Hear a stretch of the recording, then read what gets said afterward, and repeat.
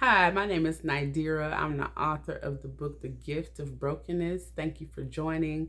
It won't be a long video. I was just praying and asking God if He wanted me to speak on anything to give me a topic. So, yeah, I got a little topic. And it's pretty much about just, God's promises and some of what that looks like.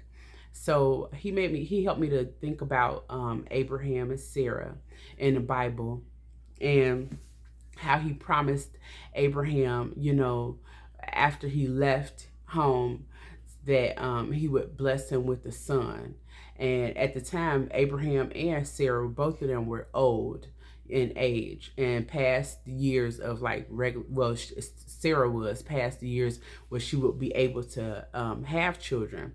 And so, kind of what God was thinking, what was on my mind, what I was thinking about that was, it took the whole process from the time of God promising them that they would conceive, they would have a child, and He would, through that child, there would be millions of people. Should people consider Abraham's seed after that?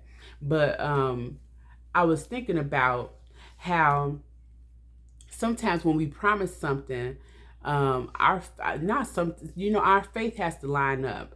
And so since it was the two of them, it was Abraham and Sarah.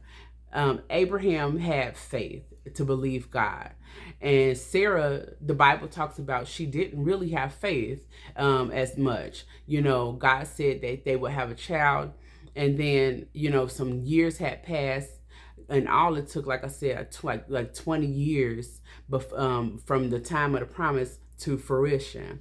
And so after some years passed, Sarah's like, well, you know what? Maybe God won't give you a child through me. Maybe He'll give you a child through my maiden, Hagar. And we know Abraham bit the bait. He probably was like, okay. Fine, yeah, oh, all right. You know what I'm saying? But so we know that he did end up having another son named Ishmael with Sarah's maid Hagar. And then after some time passed, Sarah realized that wasn't a good decision. And so it wasn't necessarily Abraham's lack of faith. Sarah had a lack of faith as well. We know that after some time, the Bible says, before Sodom and Gomorrah was destroyed, that the Lord had visited Abraham. And I think this might be the same time. I could be wrong. I'll try to look it up and correct it in the comments. But yeah, after some time had passed, the Lord came and visited Abraham and said, "You're gonna have a child." And I think like it might have been like the 19th year or so. He said, "You're gonna have a child," and he's like, "Oh, I already have a child." Like pretty much, he's like, "No, you're gonna have a child by your wife Sarah." And Sarah heard it and she laughed. And then the Lord said, "Why did Sarah laugh?" And Sarah lied and said, "I didn't laugh." Because in her mind she was thinking, I'm way too old to have a child. I'm past the age of having children right now. She didn't have the faith per se. Even though God had given the promise to Abraham, Abraham relayed that promise to Sarah. Sarah kind of was like, she wasn't necessarily not on board with it, but she just couldn't see in her finite mind that, logically she too old to have children and she's past that age. She couldn't see how is this going to happen. The only way she thought was it was going to happen was through her maid or, somebody else.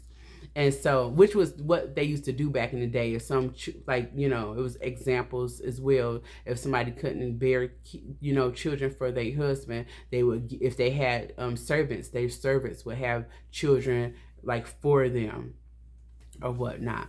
So, if you read in the book of Hebrews 11, it talks about Sarah having to have faith to conceive. So I'm guessing probably after that visit, Sarah stopped doubting. And we know the rest is history. She did end up having Isaac. They did end up having their promised child. And through that, just what God said was going to happen. There's millions of people across the world now that are, considered the children seed of Abraham, because he's known as the father of faith, like for Christianity. So I didn't want to talk for long today. I just wanted to bring that out. Sometimes, we are going to have, I don't even want to say delays. If your promise from God is dependent on other people, sometimes it could cause a delay. But we also know that God works things out in his own time as well. So God doesn't necessarily have to work on our timeline, but when the time was right and Sarah's faith was in line, then things came to pass exactly how God said it was going to happen. I don't know. I hope that helps somebody.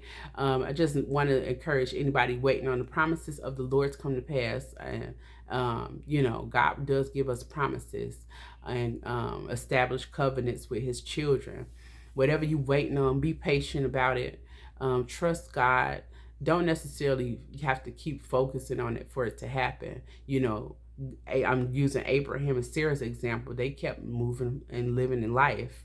And God course corrected, and Sarah's belief and faith got in line with that course correction, and it caused them to have the baby that they was promised. So, all right, I hope that helps somebody. God bless you. Stay encouraged and trust God for everything. Peace out.